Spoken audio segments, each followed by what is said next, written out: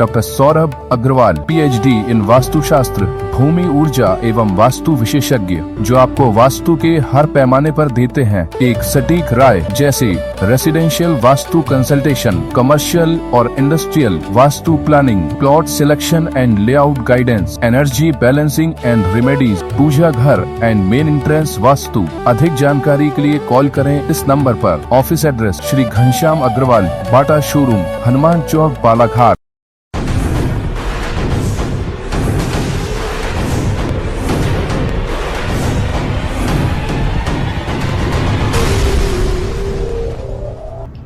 एक और जहां शासन प्रशासन जिले के नक्सल प्रभावित क्षेत्र में विद्युत, सड़क, पेयजल जैसी समस्याओं को दूर करने का प्रयास कर रहा है, तो वहीं बालाघाट नगरी क्षेत्र सटी एक ग्राम पंचायत ऐसी भी है जिसमें निवासित लगभग 40 परिवार आज भी दिए के सहारे अपना जीवन यापन कर रहे हैं।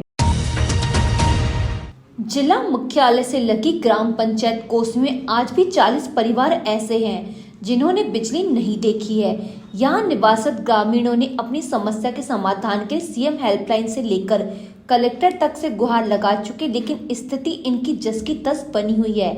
ऐसे में एक बार फिर से मंगलवार को रहवासियों ने अपने परिवार और बच्चों के साथ कलेक्ट्रेट कार्यालय पहुंचकर कलेक्टर से खंभे लगाकर उन्हें बिजली की रोशनी की व्यवस्था मुहैया कराने की मांग की है। शिकायतकर्ताओं ने बताया कि कोसमी के वार्ड क्रमांक 4 में एक नहर है जो कि सालों पहले बंद हो चुकी है।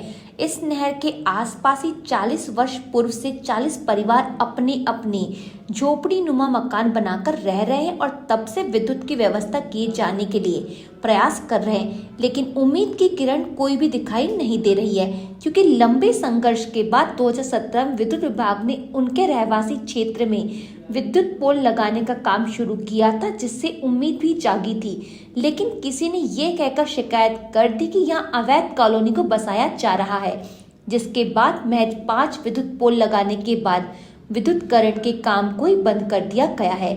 वहीं अभी वर्तमान में इसी स्थान से देवटोला बोदा कोसी मार्ग हाईवे बनाया जा रहा है, जिससे अब विद्युत कार्य होना चाहिए, बावजूद इसके विद्युत कार्य नहीं किया जा रहा है। कौन सी क्लास में पढ़ते हो बेटा? बताएंगे बेटा, आपके घर में जब लाइट नहीं है तो फिर आप लोग किस तरीके से पढ़ाई करते हो? दिया जला के पढ़ते हो। अच्छे से पढ़ाई हो पाती है उससे? नहीं होती। तो क्या होना चाहिए? लाइट लगाना चाहिए। लाइट लगाना चाहिए। अभी शाम को खेलने कूदने में भी दिक्कत होती है? खेल पाते हो शाम को? नहीं खेल पाते ना। तो आप सरपंच महोदय से क्या बोलेंगे?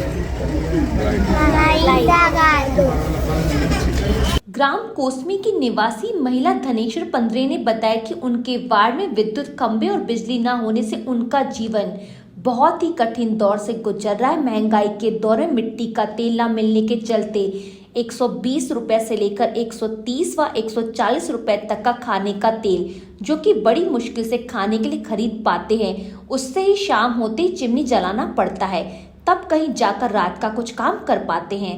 वहीं देर रात कभी कोई इमरजेंसी की स्थिति आ जाए तो उस समय मुसीबत खड़ी हो जाती है।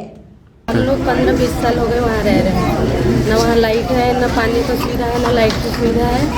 बहुत परेशानी में रह रहे हैं सर। किस प्रकार की दिक्कतें आती हैं लाइट नहीं रहने के कारण? प्रकार की दिक्कत है। देखो एक पानी की भी परेशानी होती है। एक नल में 30-40 मकान वाले कैसे भी अपना गुजारा करते हैं। फिर हमारे बच्चे जो स्कूल में तो दिन भर पढ़ाई करते हैं, रात में शाम में आते हैं तो न पढ़ाई पाते न कुछ कर पाते, न रात में उनको कुछ है नहीं है लाइट, तो क्या करेंगे? दिया से जितना चला रहे हैं उतना चला रहे हैं। मतलब आज भी आप दिए में ही रह रहे हैं? हाँ सर, दिए में रह रहे हैं। क्या मांग करते हैं आप अभी शासन प्रशासन से?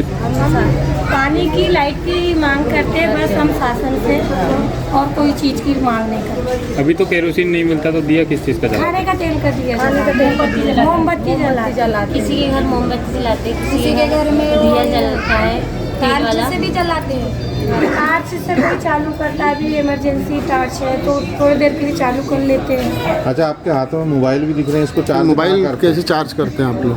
पैसे देते हैं, जहाँ काम में जाते हैं वहाँ चार्ज करते हैं, जो पैसे दे के चार्ज। कितना पैसा लेते हैं चार्ज? 10 रुपये रोज का देते हैं मोबाइल चार्ज करने के लिए। मामले में सरपंच प्रतिनिधि गगन नगपुरी ने बताया कि विद्युत विभाग के द्वारा 2017 में विद्युत व्यवस्था के लिए विद्युत पोल लगाने का कार्य शुरू किया गया था, लेकिन शिकायत के बाद ये काम बंद कर दिया गया, जिससे अब तक विद्युत की व्यवस्था मुहैया नहीं हो पाई है, जिससे बच्चों का भविष्य प्रभावित हो रहा है और लोगों को भी काफी समस्याओं का सामना करना पड़ रहा है। हमने अपर कलेक्टर महोदय से इस संबंध में चर्चा की है।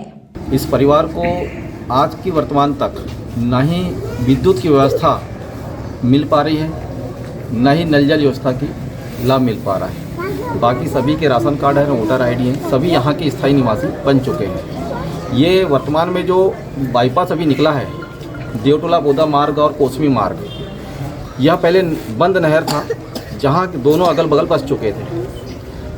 अब वहाँ से बाईपास मार्ग चूँकि निकल चुका है, तो बाईपास मार्ग जब निकल ही गया है तो क्यों ना शासन प्रशासन वहाँ पे विद्युत की व्यवस्था कर दे और इनको जो आवास का लाभ है, शासन की योजना का लाभ इन्हें मिलते रहे।